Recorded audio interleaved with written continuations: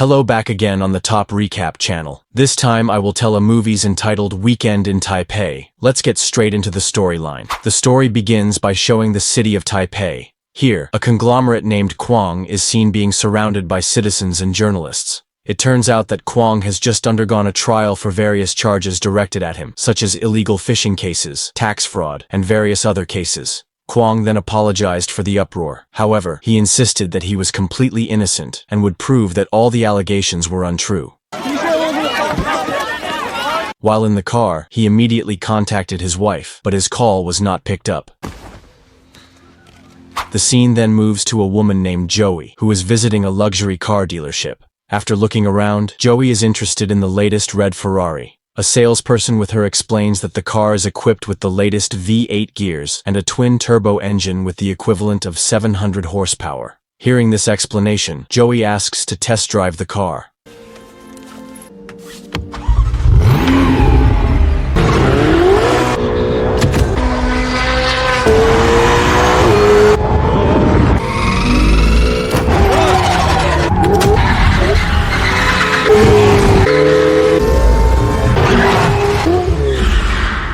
Upon arrival at the showroom, without further ado, Joey bought the car and immediately took it home.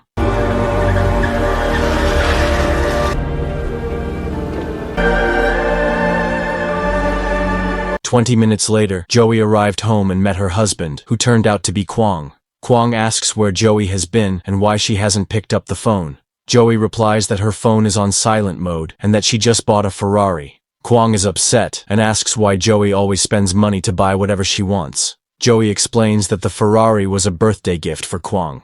Hearing that, Kwang, who had wanted to be angry, immediately turns good and thanks her. Thank you.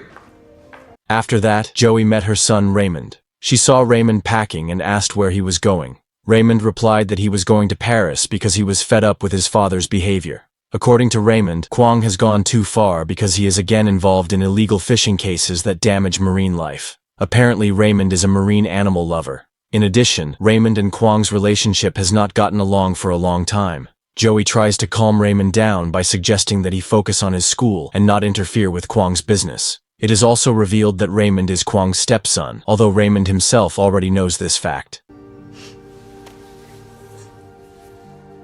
The scene moves to Minneapolis, United States, where a man named John is seen sitting with a glass filled with fish. John is initially about to be arrested by the police because of his disturbing behavior. Hands up now! All right, officer, please. Come on, I will comply. Just give me a minute. Come on. Officer, get those cuffs off my agent now! However, the DEA chief named Charlotte came and stopped the police. Charlotte explains that John is a DEA agent on a one-year assignment to investigate the hotel with his partner, Santiago. Charlotte asks where Santiago is, but John recounts an incident that happened earlier. Where's Santiago? He's fine. Santiago? What the hell happened? All right, fine. That afternoon, John and Santiago were posing as chefs at the hotel to monitor the drug trafficking of the Chinese mafia. However, Santiago carelessly dropped his badge so that his cover was blown. John was forced to try to protect Santiago until a fight broke out. But it's not even real. It's not. Get the burning thing.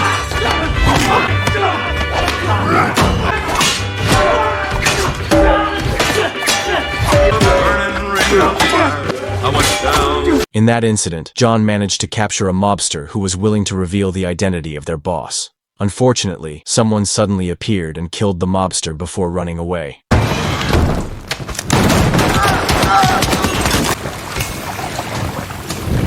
This incident caused the hotel facilities to become chaotic, but fortunately, John still had time to save a fish he was carrying. And that's when they put the bracelets on. After recounting the incident, John brought Charlotte into the hotel to show her the evidence of the several kilograms of drugs he had found. Apparently, the drugs had been smuggled in sardines shipped from Taipei by a company called Kwang Industries. Charlotte immediately publicized the find to the media. She revealed that the amount of drugs found was huge, but they still couldn't confirm who was behind the distribution. Although the sardine packaging came from Kwang Industries, the DEA could not immediately accuse Kwang of being the culprit. Meanwhile, Kwang, who knew that his drugs had been confiscated by the American government, went berserk. Damn it! The next day, while John was at the DEA office, he accidentally received a mysterious email. Immediately, John replied to the email and they chatted. Later, John approached Charlotte and told her about the email he had just received. Apparently, the email contains someone who wants to provide evidence that Kwong has been fishing illegally and destroying marine life. Therefore, John wanted to meet the sender of the email, who was known to be in Taipei. Unfortunately, Charlotte thinks the email sender is just a prankster. Plus, John is currently suspended due to his actions that destroyed the hotel some time ago. Charlotte then told John to just go on holiday and stay out of work. Charlotte, it's one weekend. Just a couple of days to finally take him down for good. No! John, I'm sending you on vacation. All right. The next day, John apparently decided not to follow Charlotte's advice to go on holiday. It turns out that John is desperate to go to Taipei to meet the email sender. When he arrives in Taipei, John is immediately greeted by two of his colleagues, who are also DEA agents. Of course, John did all this without Charlotte's knowledge. After that, John and his two colleagues went to a hotel because it was in this hotel that John would meet the sender of the email. On the other hand, Raymond was seen entering Kwong's office. However, Raymond was distracted by the miniature rhino on his stepfather's desk. At the same time, Raymond was surprised by the appearance of Kwong, who asked why he entered his room. Raymond replied that he was just looking for pencil sharpeners. Raymond, I'm trying my best. Why do you hate me so much? The next day, Kwong approached Joey and told her to come to a room. Apparently, in the room, Raymond was being severely beaten because he was caught stealing Kwong's personal book. Think you're so clever, don't you, huh? Kwong found out about this from the recording of the safe where the book was stored. Kwong said that if Raymond did not want to return the book, then he would not hesitate to finish it. It is known that the book contains all of Kwong's illegal bookkeeping, including evidence of exploitation of fish at sea and drug trafficking to America. Finally, Joey tried to persuade Raymond to talk. However, Raymond admitted that he had packaged the book to someone this morning. Joey, not wanting her son to be harmed, immediately approached Kwong and told him to beat her up. Hit me. What? Seeing Kwong melt a little, one of his men grins. Without hesitation, Kwong vented his frustration on that person.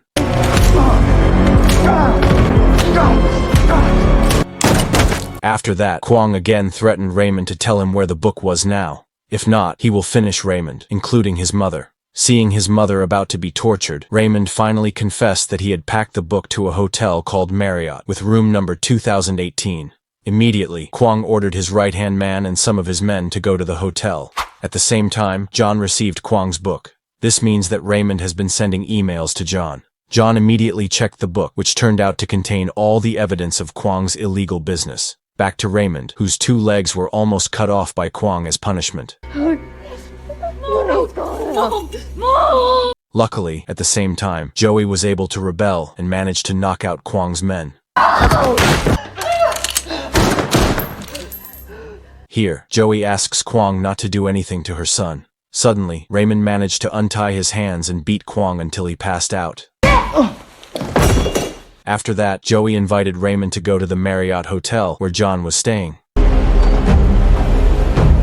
On the other hand, Kwong's right-hand man and his men had arrived at the Marriott Hotel. They headed for the room in question. However, when they were about to knock on the door, it turned out that Raymond had given the wrong room number. As a result, they had to search one by one of the existing hotel rooms. In short, Joey and Raymond arrived at the Marriott Hotel and quickly went to John's room. When John opened the door, it turned out that he and Joey already knew each other and had discussed the events of 15 years ago. Oh, you have to let your Kwong send him in right now to kill all of you. However, at the same time, Kwong's right-hand man caught them.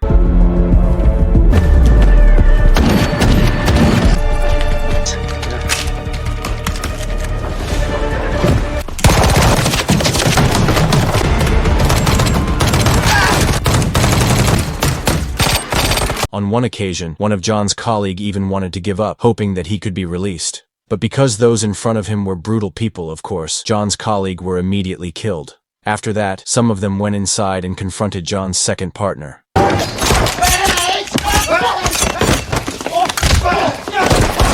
In the end, John's partner also died. The right-hand man then managed to get the book they were looking for. At the same time, John, who was determined to save Raymond and Joey, threw smoke and a grenade.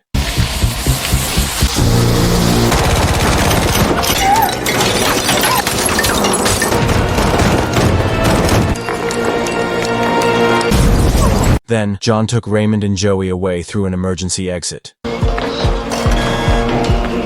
The three of them got into the car and stepped on the gas to leave. You haven't changed a bit. Thanks.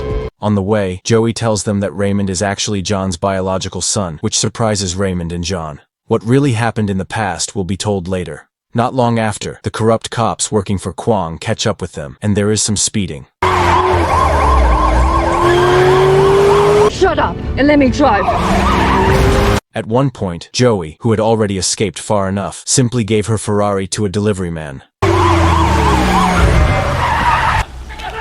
When the police managed to stop the car, it turned out that the delivery man was driving.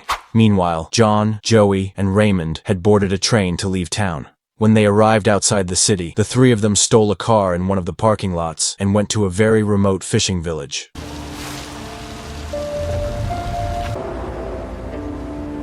The scene moves to Kwong, who is approached by his right hand. Here, the right hand gives a book containing all of Kwong's illegal transactions, which he previously obtained. However, Kwong is angered when he is told that Joey and Raymond have been taken away by John. Kwong, upset, immediately tells his right-hand man to hunt them down wherever they go.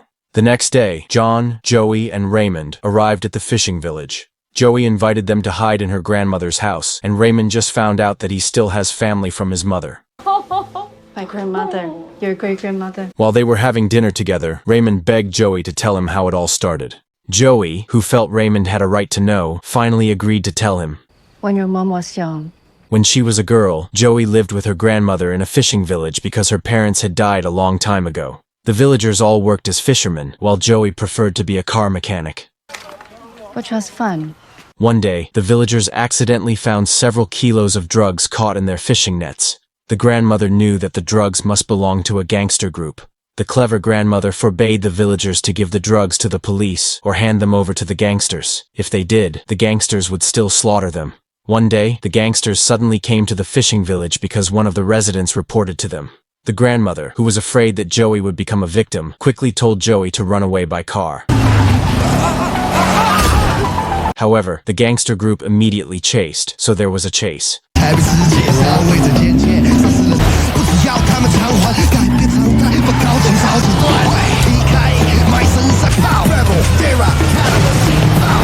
Unfortunately, Joey ran out of petrol, which led to her being caught. Later, Joey is brought to the head of the gangster group, who turns out to be Kwong. Kwong, who was very impressed with Joey's driving skills, plus Joey was also very beautiful, wanted to make a deal with her. In the deal, Kwong promised not to massacre the grandmother, including other villagers, as long as Joey would become Kwong's man. Deal? Joey, who had no other choice, was forced to accept the deal. After telling the story, Raymond again asked how Joey and John met. How did you two meet? This time, it was John's turn to tell him about his past. At that time, John was a DEA member who had long been undercover as Kwong's client. Until one moment, John crossed paths with Joey, who was delivering a package out of town. There, Joey considers John a competitor who wants to steal her drugs, so Joey is forced to do something.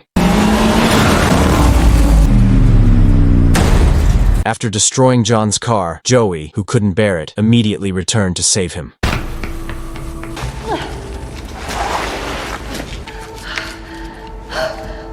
A few months later, the two of them started dating. However, one day, John finally tells Joey that he is actually a DEA agent who wants to arrest Kwong's group, including Joey. In fact, at that moment, Joey wanted to tell John that she was pregnant with his child. From there, Joey never met John again. John himself, who was afraid that Joey would be caught, decided to return to America, and his mission was considered a failure. Meanwhile, Joey can marry Kwong because over time, Kwong falls in love with Joey until, without hesitation, Joey decides to marry him. Actually, Joey has been honest with Kwong that she is pregnant with John's child. However, fortunately, Kwong does not mind that. After hearing the full story, Raymond finally understood. On the next day, Raymond helped the grandmother shell peanuts. It was clear that Raymond was very happy with such an atmosphere. Not long after, John came over to Raymond and joined in shelling the peanuts. There, John apologized because he really didn't know that he had already had a child. Raymond did not mind this, and even hoped that he could continue to be with John. Later, John approached Joey, who was repairing a car. John said that he still loved Joey very much and asked if Joey also had the same feelings. Joey replied that she could never forget John, but she was afraid John would leave her again. John promised that he would definitely continue to be with Joey and Raymond, even if he was willing to die to do so. It's fine by me. The scene moves to Kwong, who is at home. Shortly after, he was contacted by the Central Police Chief, who wanted to meet to discuss the commotion at the Marriott Hotel. Long story short, Kwong came to meet the police chief to discuss the incident at the hotel, which killed 6 of Kwong's men.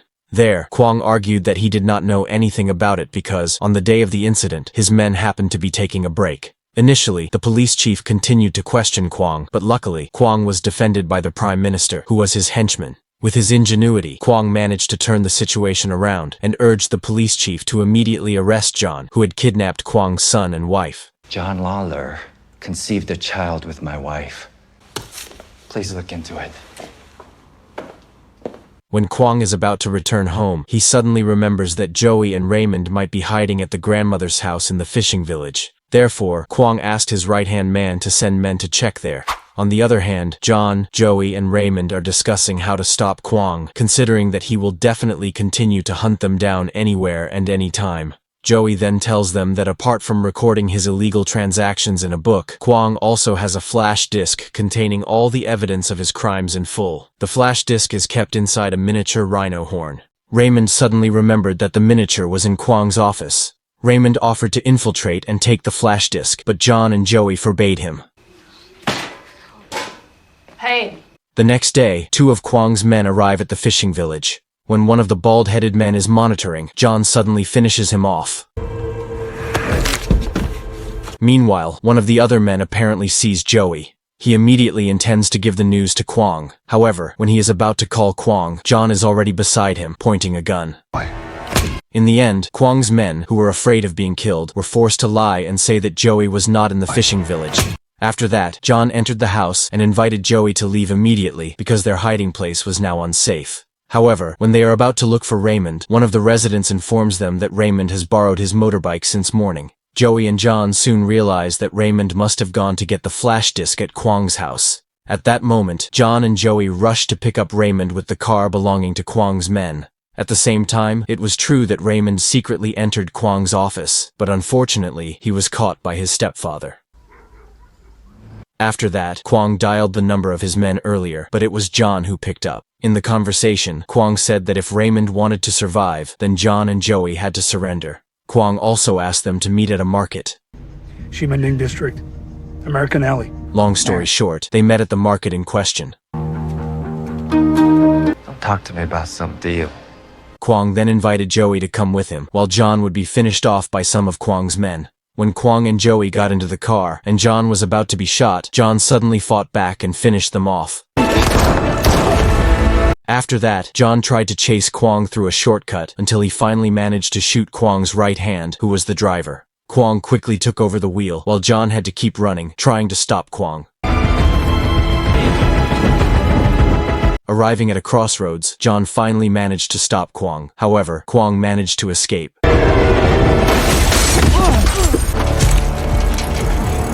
In the middle of the chase, John accidentally sees popcorn fall, so he realizes that Kwong must be hiding in the cinema. In the end, John managed to corner Kwong, and all the moviegoers immediately rioted, except for this pair of grandparents. Kwong then challenged John to a hand-to-hand duel, and John gladly accepted the challenge.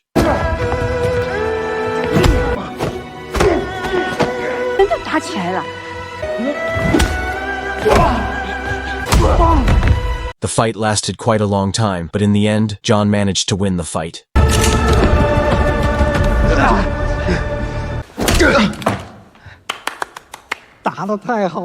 Long story short, Kwong was arrested by the Central Police because Joey had handed over all the evidence of his crimes. Meanwhile, John was also seen in handcuffs at the police station. Shortly after that, the head of the Central Police released John because someone wanted to talk to him. Apparently the person is Charlotte, John's superior in the DEA unit. Charlotte says that John is now free because he managed to uncover Kwong's crimes, especially after it was proven that Kwong was the mastermind of drug shipments to America. Charlotte then told John to take a 1-year vacation and forbade him from interfering in DEA affairs during his vacation. All of this was done for John's safety because there might still be enemies who wanted revenge. John happily accepted the vacation because he had wanted to go on holiday for a long time. After that, John approached Joey and Raymond and invited them to go on holiday somewhere. A few days later, they were seen on holiday in Paris. Reluctantly, Joey showed a test that indicated she was pregnant with Kwang's child. However, John didn't mind at all and still loved Joey no matter what. Bonjour. Madame, want croissant? A few years later, John, Joey, and Raymond were photographed together with a child who turned out to be Kwang's biological child.